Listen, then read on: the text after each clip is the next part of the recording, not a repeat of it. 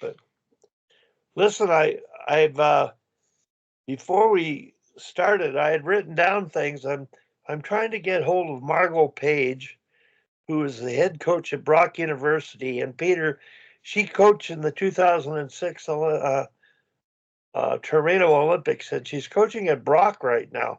20 years of coaching, but back in 2006, she actually did work on leadership training for athletes with the national team, and she's done it with her university team. So I wanted to ask her some questions, and I'm still uh, trying to get a hold of her and nail down a time.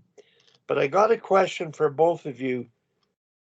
Over all the years of coaching that you've had, and I'm going to ask you this, Peter.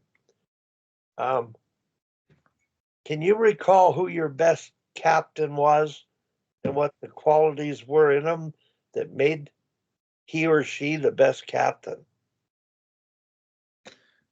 Yeah, I mean, I've had a couple that I would put in that category, and they were communicative with both myself, my staff, and the other players. They sincerely actually cared about their teammates. They were advocates for their teammates, and they were very good at, again, with the communication piece, taking the message that we gave as a staff and perhaps finding another way to communicate that to the locker room, and also finding ways to communicate from the locker room with us. So they were completely invested in the team. It was never ever about them. It was always about us, because the terms were always us, we, the boys, the guys. It was always about the team. So communication, really good ability to advocate, and then the ability to actually articulate their points. I probably had two I would put in that category over many years. Were they extroverts?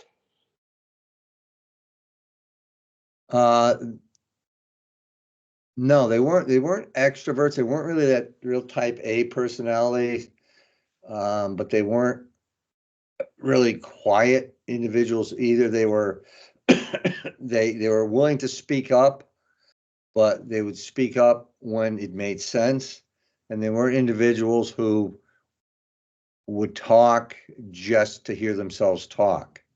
They didn't have that. So when they did speak up, the team would listen to what they had to say because they knew that it was sincere. I know it's a while ago, Peter, but do you remember how they were selected and how they got to that position where they could exercise their leadership skills and work with the coaching team like they did? There's that sort of a team within a team, it's the leadership group. You recall the process of identification, decision making to finally decide who the people would be? Yes. We would always reach out to the team as a whole, and basically we did a voting to see who they thought would be a good leader, and I think it's the choices that they made were choices that we really did agree with, and I'll give ourselves credit as a staff because we spent a lot of time on leadership, explaining what good leaders are, explaining what it takes to be a leader, how you reach out, how you communicate, the different ways that you use the tools that you have, the verbal communication, the physical aspect of your work ethic on the ice. We talked about all of those things with the entire team, not just the leaders. So I think when it came time to select leaders, naturally, they had those parameters in their heads that they used, and it typically worked out pretty well. Peter, what age are we talking about here? My most recent is the NCAA. Again, youth hockey never really had captains. Didn't see a need or a point of that, like U13, even U15 really. In prep school, our head coach, he's the one, he decided who would be the captains of the team, so didn't really have a whole lot of input at that point. But collegiately, that's what I did. I made sure that as a team, we learned what leadership was. And again, like I said, that worked out pretty well when it came time for them having a point of reference and understanding it and essentially, I guess, agreeing with what we were trying to teach them. Tom, we've heard, others on that have been on with us talk about, and Peter mismentioned, no need for captains at U13, and he even added U15.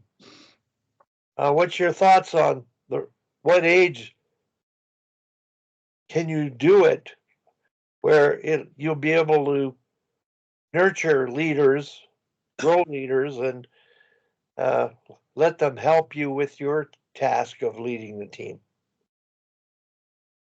Well, I believe in captains. I believe that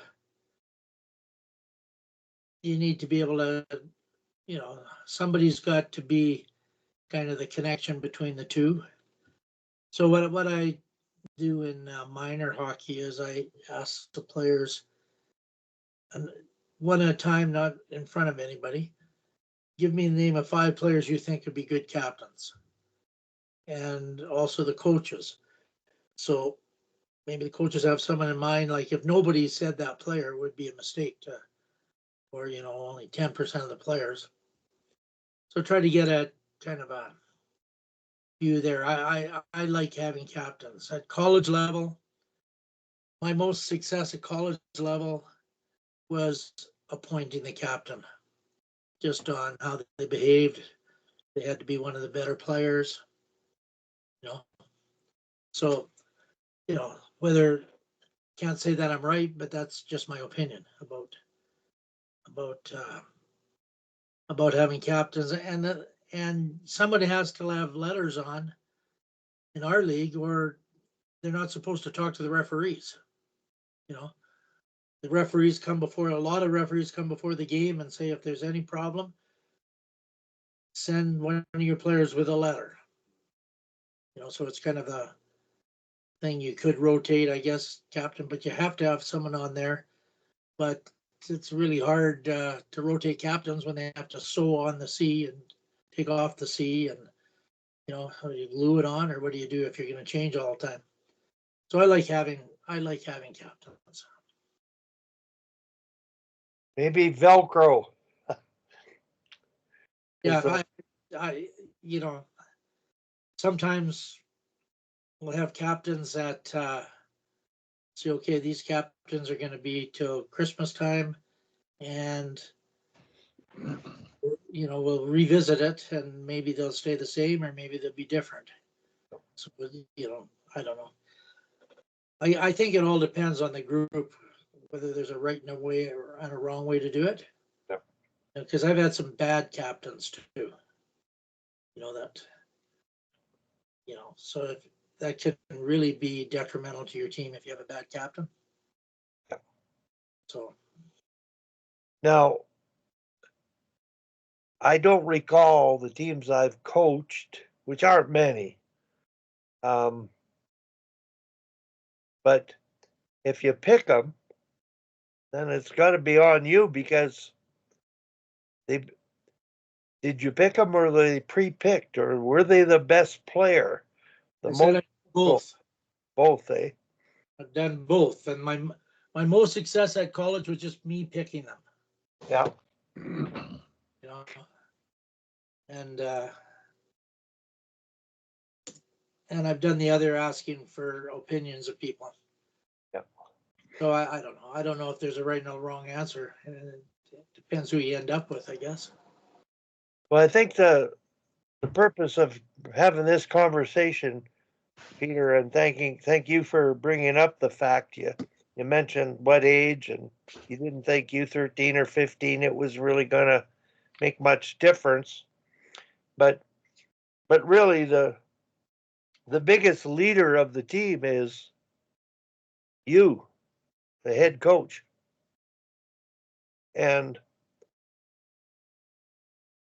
nurturing the group and developing the young people to appreciate the importance of leadership. And I think that's one of the things that one of the executive GHC has brought up with me is the importance of appreciating that role, leadership development, not just the captains, but the coaches themselves, and understanding, are they walking the talk of leadership and coaching in terms of a development philosophy and being competitive and wanting to win, and getting everybody to buy in. It's the same thing as the Oilers, same thing as Toronto. You've got a discrepancy, who wears their letters, and now the Oilers captain appears to be buying in, and maybe that's unconscious, not conscious. I think everybody wants to win and do whatever it takes. I don't think anybody wants to play too much.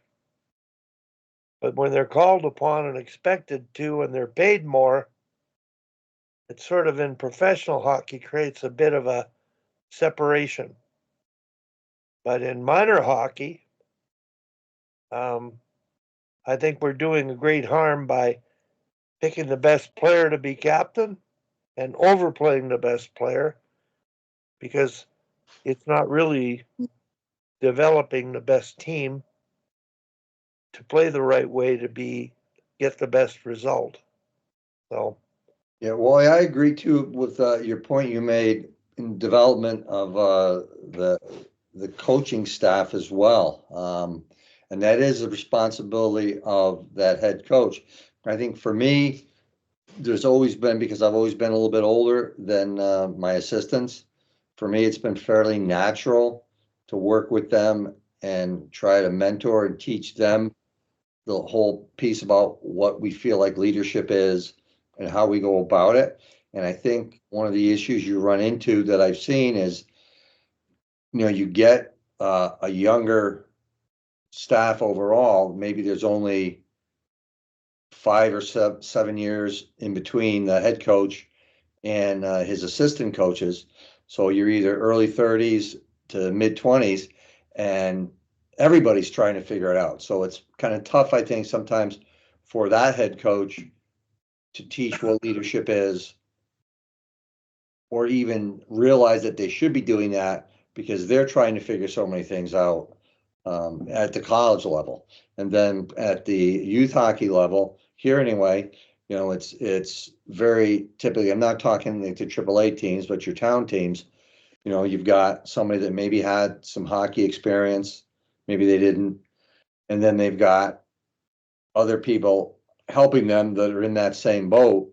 So they're all trying to figure that out. So that becomes a pretty big challenge there, unless you have someone trying to teach them and mentor them as to what leadership is and what they should be looking out for. So I see that here with the youth, the town youth teams. And like I say, collegiately, it seems like, especially at the Division II, Division III level, typically they're pretty young head coaches. So they're still trying to figure it out themselves. So it's a tough task for them to not only teach the players that and bring them on board, but actually teach a staff when you yourself are trying to get the thing figured out.